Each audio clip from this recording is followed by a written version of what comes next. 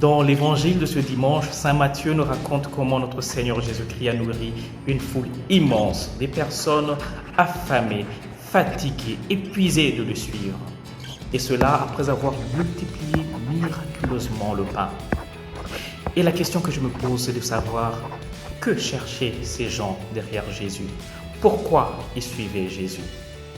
L'évangéliste nous dit qu'ayant appris la mort de Jean-Baptiste, Jésus se retira et partit dans un lieu désert, à l'écart. En apprenant qu'il s'était déplacé, des foules quittaient leur village et suivaient Jésus à pied.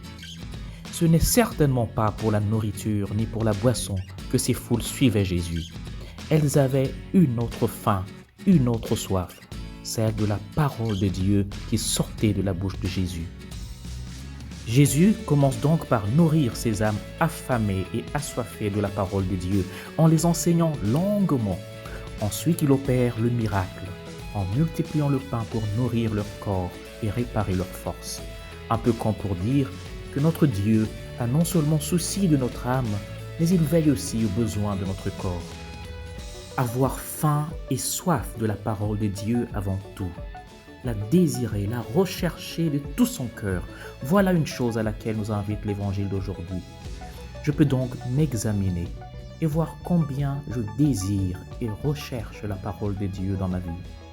Est-ce que je sens en moi cette soif, cette faim d'entendre ou de lire les Saintes Écritures?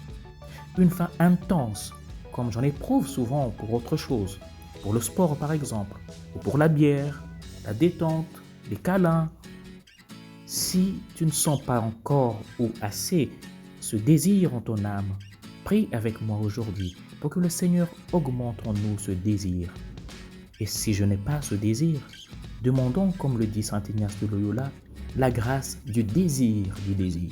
Saint Ignace disait encore que ce n'est pas d'en savoir beaucoup qui rassasie et satisfait l'âme, mais c'est de sentir et goûter les choses intérieurement.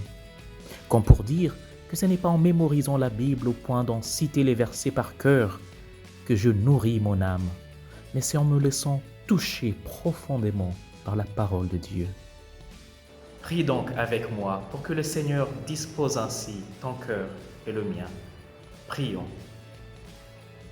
Seigneur Jésus, Verbe de Dieu fait chair, pain vivant descendu du ciel, donne-moi une telle faim, une telle soif de ta parole, que je n'ai d'autre désir que toi, qui dans l'Eucharistie me nourris de ton corps et m'abreuve de ton sang.